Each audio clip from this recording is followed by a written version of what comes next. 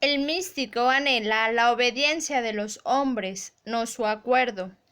Quiere que entreguen sus conciencias a sus afirmaciones, sus edictos, sus deseos, sus caprichos, al igual que él entrega su conciencia a la de ellos. Quiere relacionarse con los hombres mediante la fe y la fuerza. No encuentra satisfacción en su acuerdo si debe ganárselo mediante hechos y razón. La razón es el enemigo al que teme y al mismo tiempo considera precario. La razón para él es un medio de engaño. Siente que los hombres poseen algún poder más potente que la razón, y solo su creencia sin causa o su obediencia forzada le puede dar una sensación de seguridad, como prueba de que ha obtenido el control sobre ese don místico del que carecía. Su anhelo es mandar, no convencer. La convicción requiere un acto de independencia y de confianza en lo absoluto de la realidad objetiva. Lo que el místico busca es poder sobre la realidad y sobre los medios de los hombres para percibirla. Su mente busca el poder de interponer su voluntad entre la existencia y la conciencia, como si al aceptar falsear la realidad, tal como él les ordena que la falseen, los hombres pudieran de hecho crearla. Así como el místico es un parásito en esencia que expropia la riqueza creada a otros, así también es un parásito en espíritu, quien se apodera de las ideas creadas por otros y cae aún por debajo del nivel de un lunático que crea su propia distorsión de la realidad. Así termina convirtiéndose en un lunático parásito que aspira a apoderarse de una distorsión creada por otros.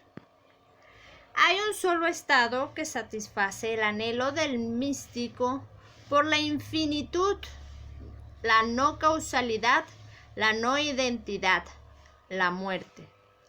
No importa qué causas ininteligibles él les asigne a sus oscuros sentimientos. Quien rechaza la realidad, rechaza la existencia.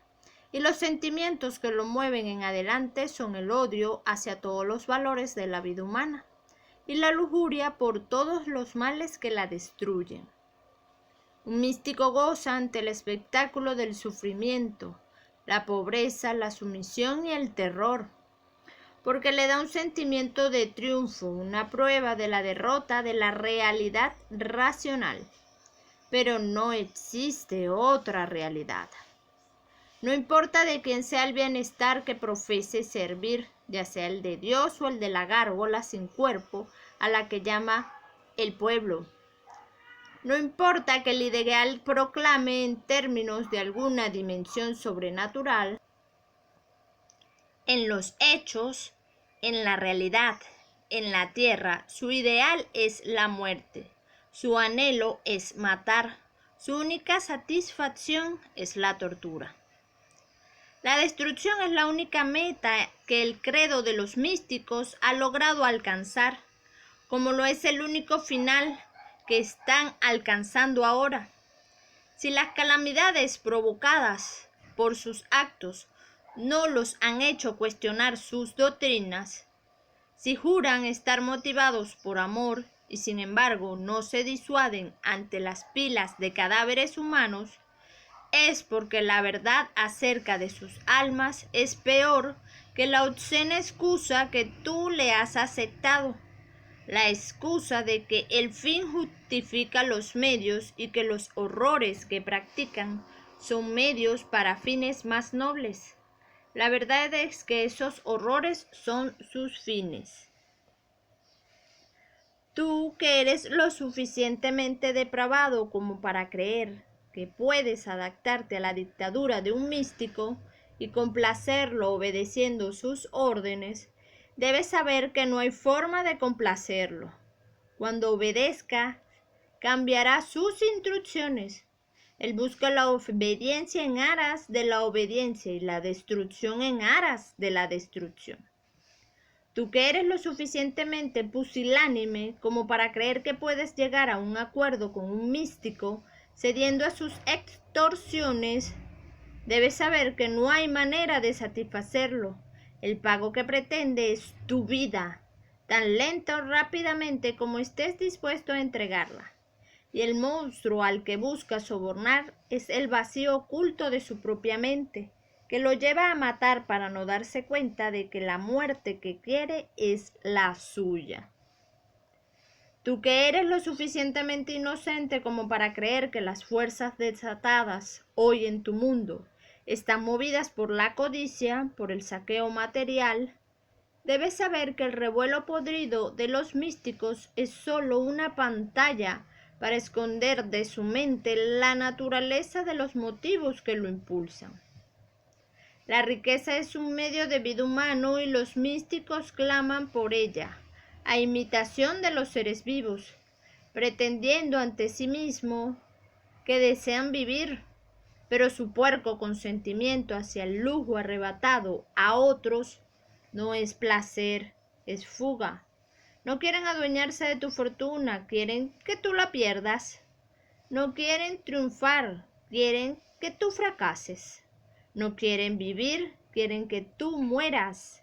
No quieren nada. Odian la existencia y continúan escapando, cada uno tratando de ignorar que el objeto de su odio es el mismo.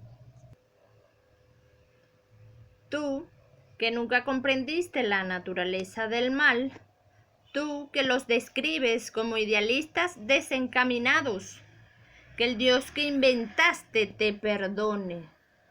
Debes saber que ellos son la esencia del mal. Ellos, esos antivida que procuran, devorando al mundo, llenar el cero deshumanizado de su alma. No es tu riqueza lo que buscan, la suya es una conspiración contra la mente, lo que significa contra la vida y contra el ser humano.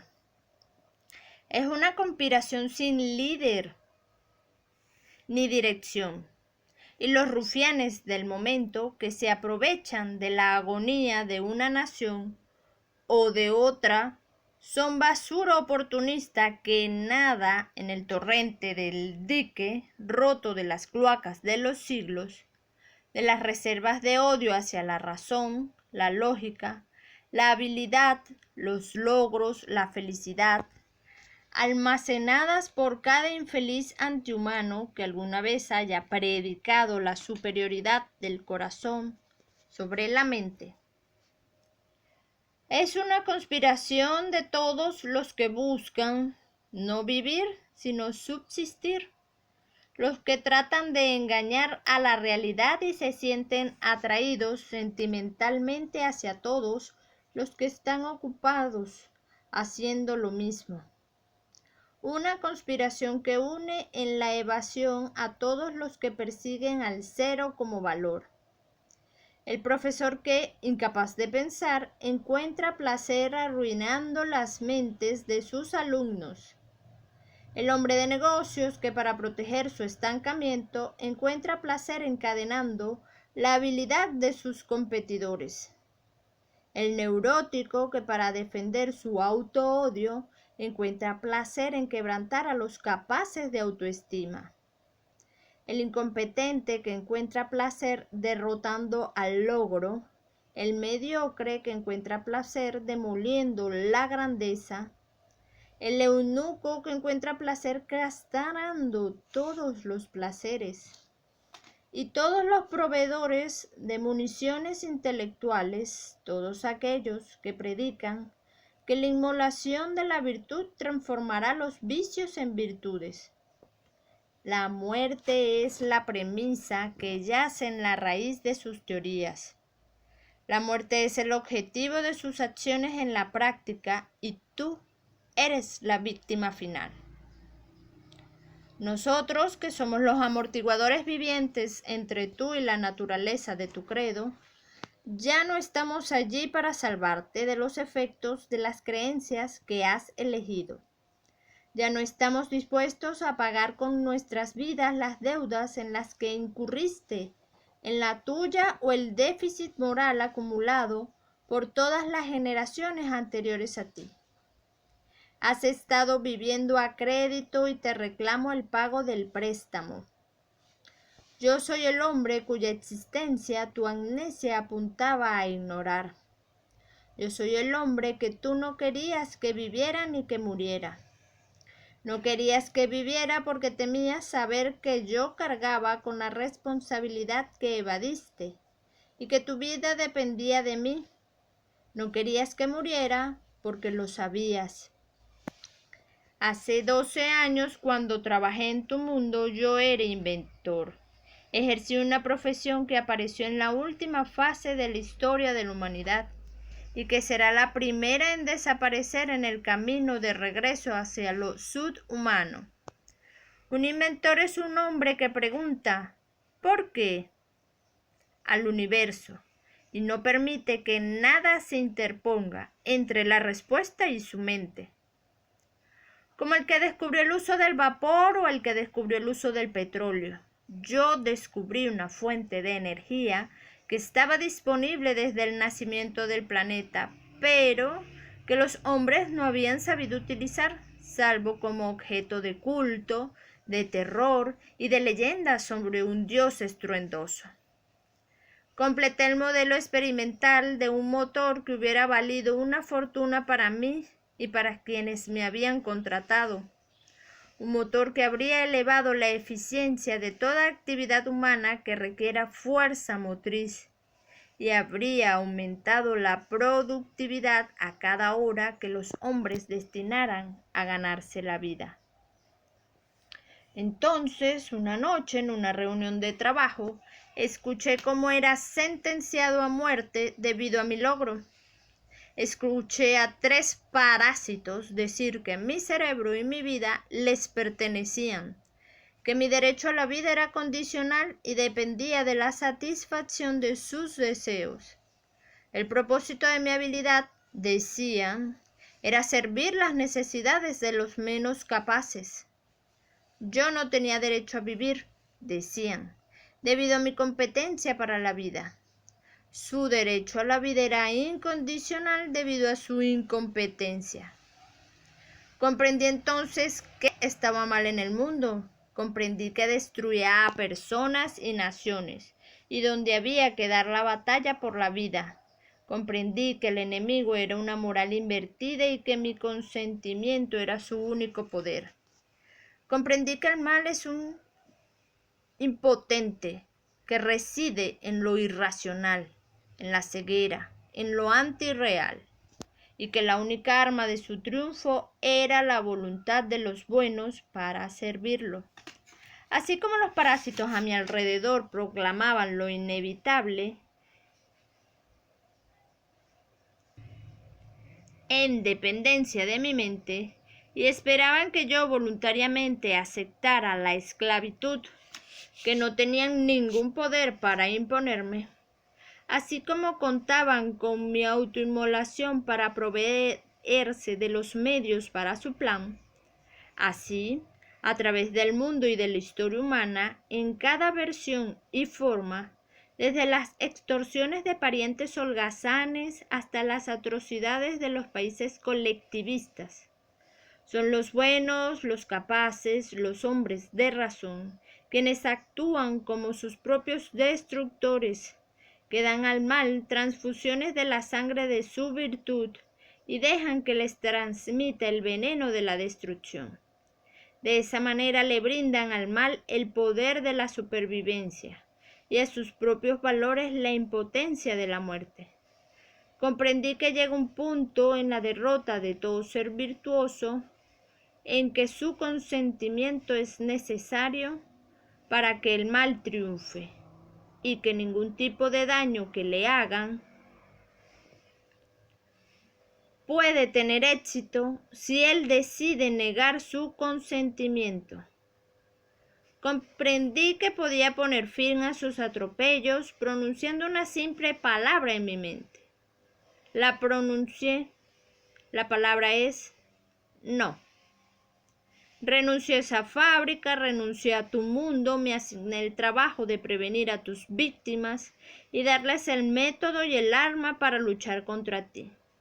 El método fue protegerlas de las consecuencias de sus propias acciones. El arma fue la justicia.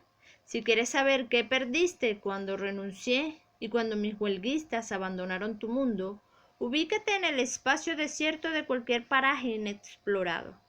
Pregúntate qué forma de supervivencia podrías lograr y cuánto tiempo durarías si te negaras a pensar. Sin nadie cerca que te enseñe qué hacer, o si decidieras pensar, ¿cuánto sería capaz de descubrir tu mente? Pregúntate a cuántas conclusiones independientes has arribado en el curso de tu vida y cuánto tiempo has dedicado a repetir las acciones que aprendiste de otros. Pregúntate si serías capaz de descubrir cómo arar la tierra y cultivar tu alimento. Si serías capaz de inventar una rueda, una palanca, una bobina de inducción, un generador o un tubo electrónico.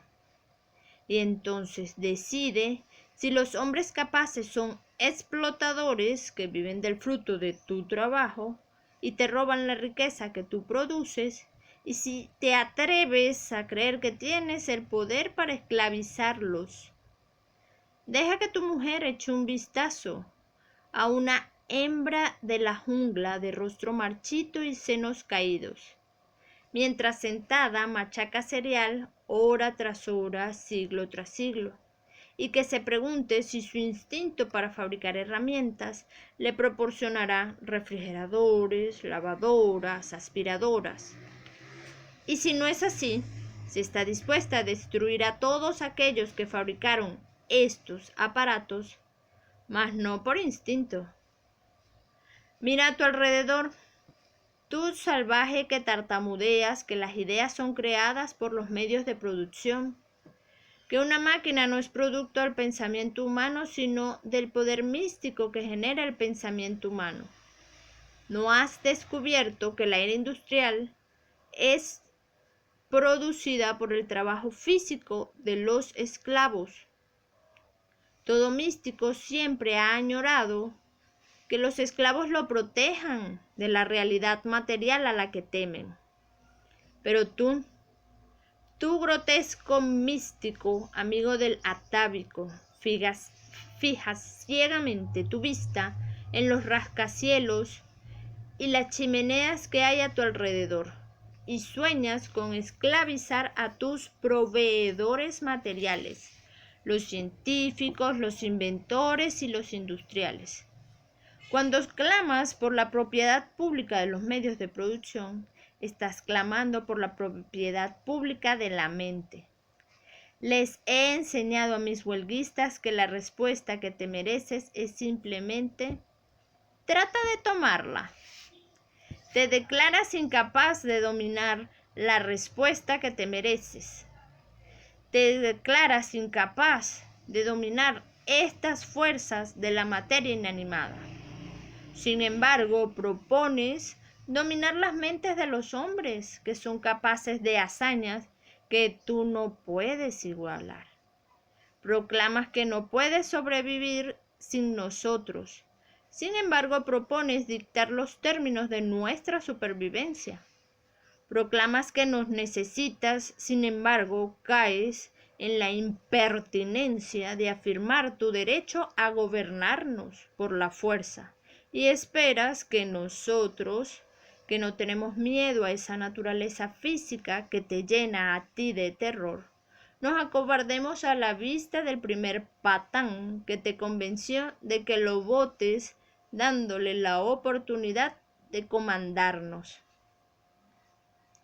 Propones establecer un orden social basado en los siguientes principios: que eres incompetente para manejar tu propia vida, pero competente para manejar la vida de los demás.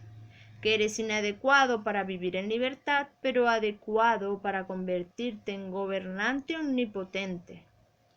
Que eres incapaz de ganarte la vida mediante el uso de tu inteligencia, Ah, pero si eres capaz de juzgar a los políticos y elegirlos para puestos de poder absoluto sobre artes que nunca han visto, sobre ciencias que nunca han estudiado, sobre logros que no conocen, sobre las industrias gigantescas donde tú, por confesa definición de tus capacidades, no serías capaz de cubrir exitosamente el cargo de asistente engrasador.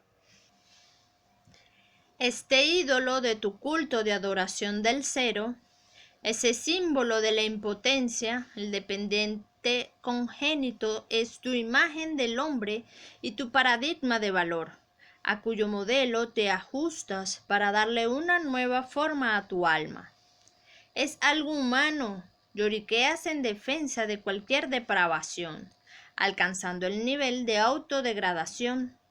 Intentas hacer que el concepto de humano represente lo débil, lo insensato, lo corrompido, lo falso, lo fracasado, lo cobarde, lo fraudulento, y exiliar de la raza humana al héroe, al pensador, al productor, al inventor, al fuerte, al persistente, al puro, como si sentir fuese humano, pero pensar no, como si fracasar fuese humano, pero tener éxito no, como si la corrupción fuese humana, pero la virtud no, como si la premisa de la muerte fuera propicia del hombre, pero la premisa de la vida no. Con el fin de quitarnos el honor y luego también nuestra riqueza, siempre nos has visto como esclavos que no merecen ningún reconocimiento moral. Alabas cualquier emprendimiento que asegure no tener fines de lucro y maldices a quienes lograron el lucro para hacer posible ese emprendimiento. Consideras de interés público a cualquier proyecto que sirva a quienes no pagan. No es de interés público brindar servicio a quienes pagan. ¿Crees que beneficio público es cualquier cosa que se dé con limosna? Dedicarse al comercio es perjudicar al público. Bienestar público es el bienestar de quienes no se lo han ganado. Los que sí se lo han ganado no tienen derecho a ningún bienestar. El público para ti es cualquiera que no haya podido alcanzar virtud o valor alguno. Quien quiera que lo logre, quien quiera que pueda proveer los bienes que necesitas para sobrevivir, deja de ser visto como parte del público o parte de la raza humana.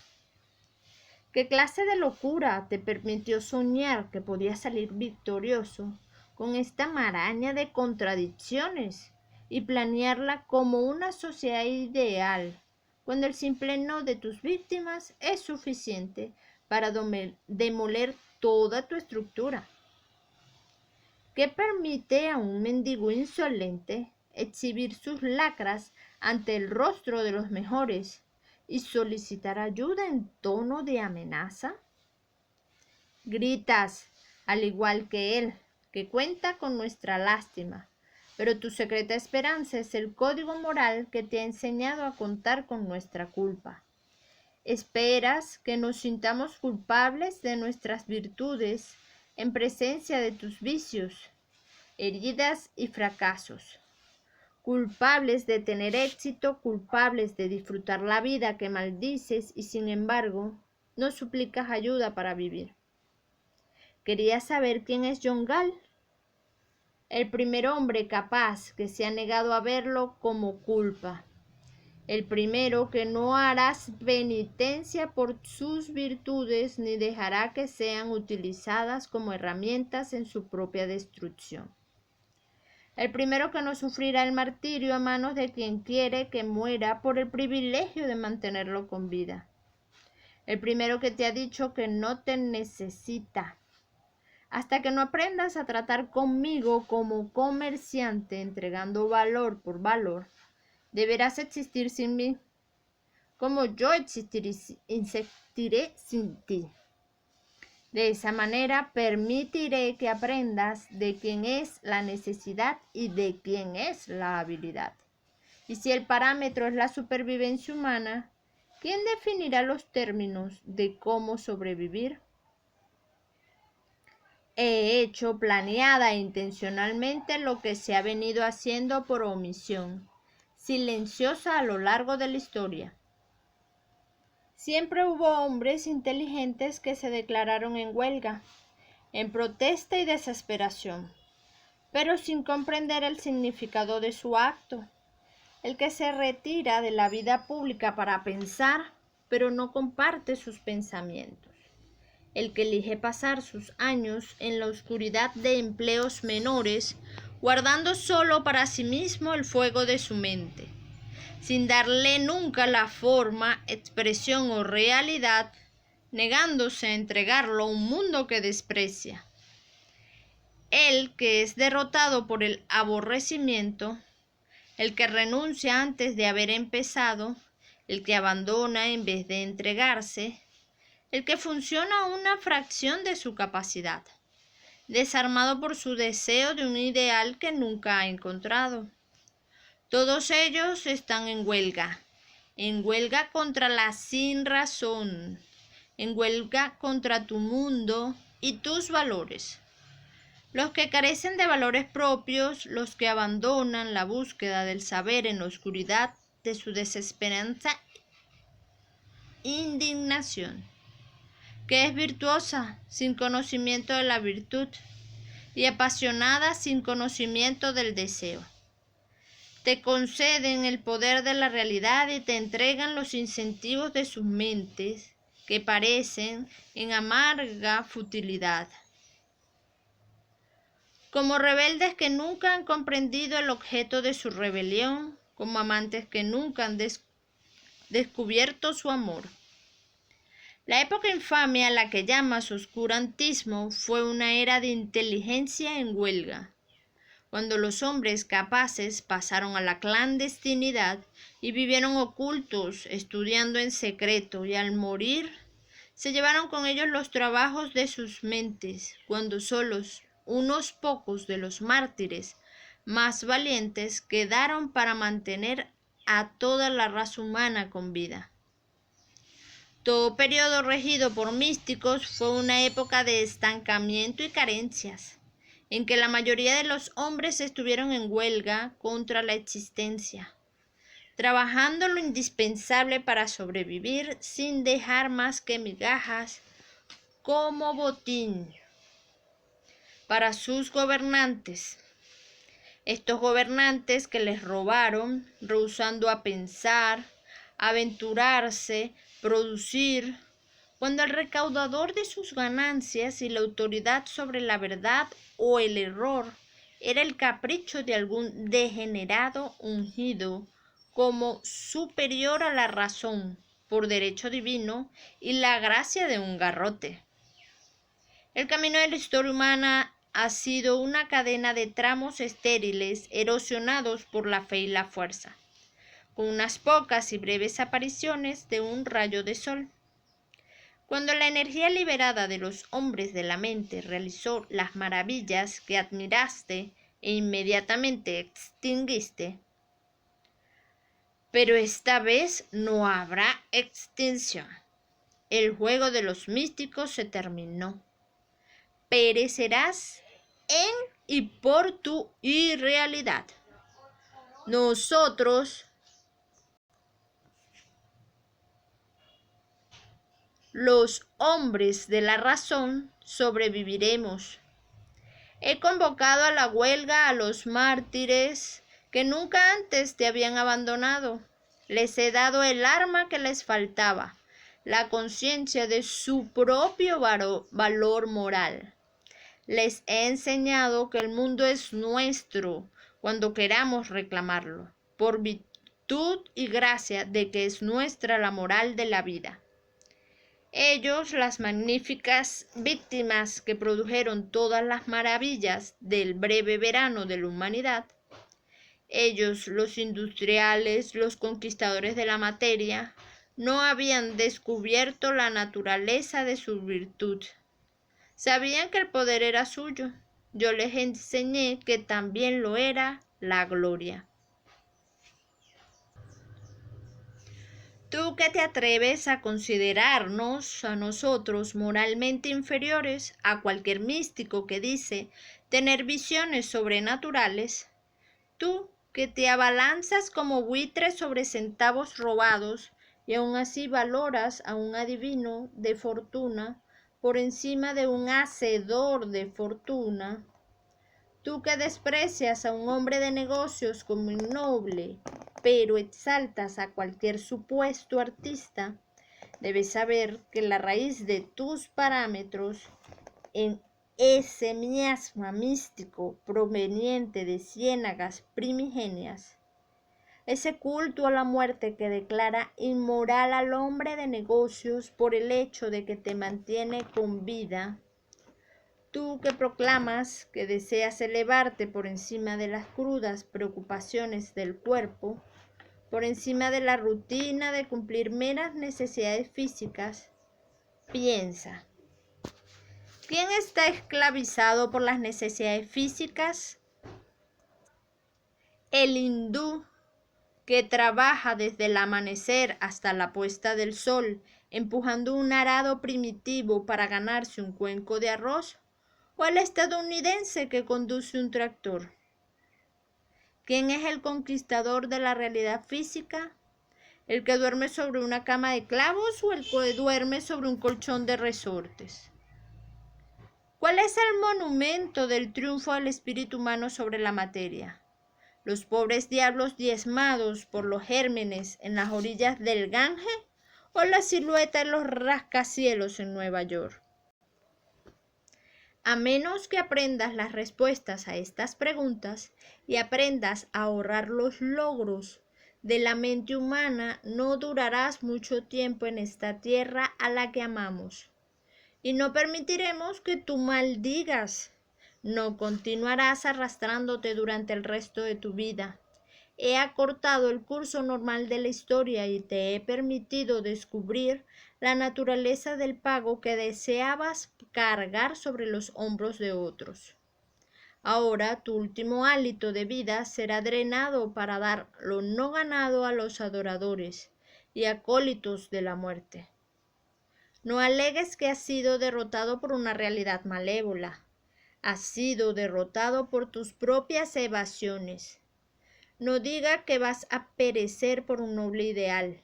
Perecerás como forraje de quienes odian al hombre. Si posees un remanente de dignidad y voluntad de amar la vida, te ofrezco la oportunidad de elegir. Decide si deseas perecer por una moral en la que nunca creíste ni practicaste. Haz una pausa en el borde de la autodestrucción y examina tus valores y tu vida.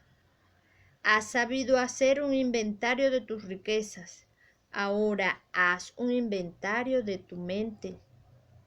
Desde la niñez has venido escondiendo el secreto culposo de que no sentías ningún deseo de ser moral, ningún deseo de autoinmolarte, de que temes y odias a ese código, pero no te animas ni siquiera a decírtelo a ti mismo, de que careces de esos instintos morales que otros profesan sentir.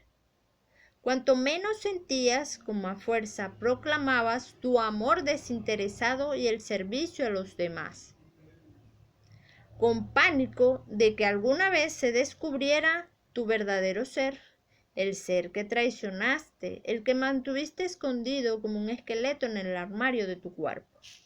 Y ellos, que eran al mismo tiempo engañados y engañadores, ellos escuchaban y exclamaban su estentórea aprobación, con miedo de que tú descubrieras que albergaban este mismo secreto. La existencia para ti es una gigantesca farsa, un acto que representas para los demás. Cada uno siente que él es el único fracasado culpable. Cada uno ubica su autoridad moral en el incognoscible que solo los demás conocen. Cada uno finge la realidad que siente que los demás esperan que finja, y solo algunos tienen el coraje de romper el círculo vicioso. No importa qué deshonroso compromiso hayas hecho con tu credo impracticable, sin que importe qué balance miserable mitad cinismo y mitad superstición, intentas mantener. Aún preservas la raíz, el dogma letal, la creencia en que lo moral y lo práctico son opuestos. Desde niño has estado escapando del terror de una elección que nunca te has atrevido a identificar. Si lo que es práctico, lo que se debe practicar para existir, lo que funciona, triunfa, logra su objetivo. Lo que te da comida y alegría, todo lo que te beneficia es el mal. Y si el bien, lo moral, es lo impráctico, todo aquello que fracasa, destruye, frustra, lo que te lastima y te trae pérdidas y dolor, entonces la alternativa es ser moral o vivir. El único resultado de esa doctrina asesina fue remover la moral de la vida. Llegaste a creer que las leyes morales no tenían ninguna relación con la tarea de vivir, salvo como impedimento y amenaza, que la existencia del hombre es una jungla amoral donde cualquier cosa sirve por igual y todo está permitido. Y en esa niebla de definiciones cambiantes que caen sobre una mente congelada, has olvidado que los males atacados por tu credo son las virtudes requeridas para vivir. Y has llegado a creer que las habilidades prácticas para la existencia son los verdaderos males. Al olvidar que el bien impráctico es el autosacrificio, crees que la autoestima es impráctica. Al olvidar que el mal práctico es la producción, crees que el robo es práctico. Agitándote como una rama inerme en el viento de un ignoto desierto moral, no te atreves a ser plenamente malvado o a vivir plenamente. Cuando eres honesto, experimentas el resentimiento de los ingenuos. Cuando haces trampa, sientes terror y vergüenza, y tu dolor aumenta por el sentimiento de que el dolor es tu estado natural. Tienes lástima por los hombres a los que admiras. Crees que están condenados a fracasar. Envidias a los hombres que odias. Crees que son los dueños y señores de la existencia. Te sientes inerme frente a un canalla. Crees que el mal finalmente triunfará, ya que la moral representa lo impotente, lo impráctico. Para ti la moral es un espantapájaro fantasma hecho de deber, aburrimiento y castigo. Dolor, una cruz entre la primera maestra del colegio y el cobrador de impuestos. Un espantapájaros de pie en un campo yermo que agita un palo para ahuyentar los placeres, y placer para ti es un cerebro ahogado en licor, el sexo sin sentido, el estupor de un imbécil que apuesta su dinero en una carrera de animales, ya que el placer no puede ser moral. Si identificas tus verdaderas creencias, encontrarás una triple condena de ti mismo, de la virtud y de la vida. La grotesca conclusión a la que has arribado es que la moral es un mal necesario. Te preguntas por qué vives sin dignidad, amas sin pasión y mueres sin resistencia.